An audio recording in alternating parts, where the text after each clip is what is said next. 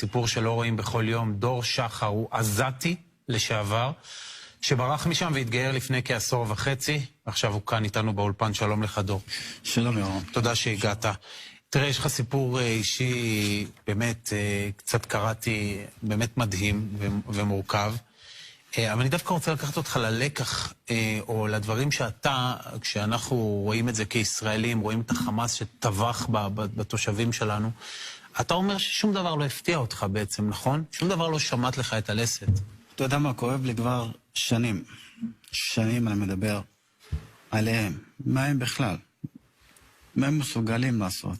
אף אחד לא יקשיב לי. כולם אמרו 95% שהם בסדר, רוצים לחיות, רוצים שלום, ורק איזה אחוז שעושים בעיות. אנחנו, אזרחי מדינת ישראל, שכנענו את עצמנו שהם בסדר. אני צריך להגיד לך מה... אז איך היית מחלק את אתה מדבר על אחוזים.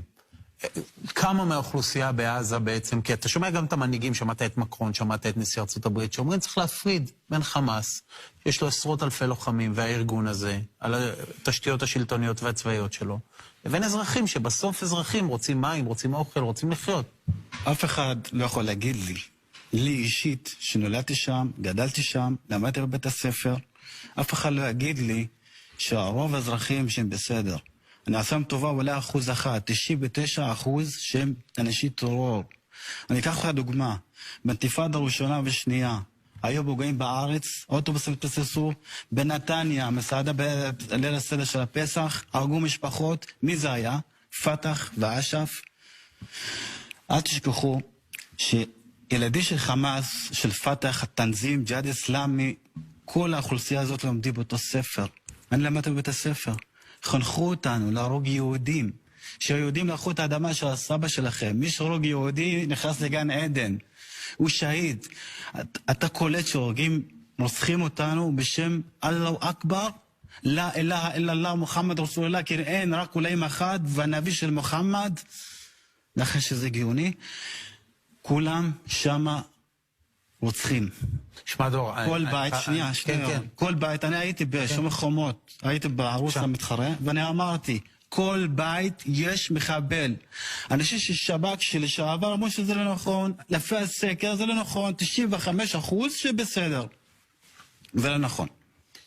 תגיד, מההיכרות שלך עם החמאס, ועם מה שקורה בעצם בעזה, איך אתה רואה את שחרור החטופות, את התמונות שהראינו, את הסיפור שסיפרה אותה חטופה ששוחררה, יוכבת ליפשיץ? מה אתה חושב על זה? מה ההתייחסות שלך? הם קודם כל משחקים אותם, זה גם טרור, אתה יודע לך, זה טרור, משחקים לנו בין נשמה. אתה יודע, נראה לי כל אזרחי מדינת ישראל צריכים טיפול פסיכיאטר, פסיכולוגי. תקשיב מה שאני אומר לך. הטעות שלנו, אני אומר לך הכי אמיתי, שאנחנו עדיין לא עושים את העבודה כמו שצריך, כוח. כל השנים, מ-97 אני אומר כוח. הם מבינים רק שפה אחת, כוח. מה עשינו כאן? פתחנו מעבר עם מצרים, ונתנו מה שהם רוצים. כל מה שביקשו קיבלו. למה? ירון, חשמל, מים, ברזל, מלט. הכל מזבלה של הכסף. קיבלו מאיתנו. תגיד, יש לך משפחה שם עדיין? עשו הפגנות בגדר שם, ואמרו, חכו רגע, אם אתם רוצים שקט, אז תנו כמה עובדים שכנסו לארץ ויש שקט. זה הקונספציה שקרסה. תגיד, יש לך משפחה שם עדיין? כן. אין לי קשר, לא. אין לך קשר. אתה מודאג? אגב, אני אגיד לך, אני גדלתי במשפחה שתומכת ברצח של היהודים. אבא שלי עבד 27 שנה בארץ, ושהיה פיגוע, היום היופי, ברוך השם, סוף סוף כולם ימותו. ירון. תגיד, אם הם ייפגעו עכשיו מהתקיפות של צה"ל, מה תרגיש? אני לא מרגיש כלום. אין לך כלום. לא. זה פרק ששמת מאחוריך. פשוט מה שכואב לי, זה מה שקרה בדרום, בתוף עזה.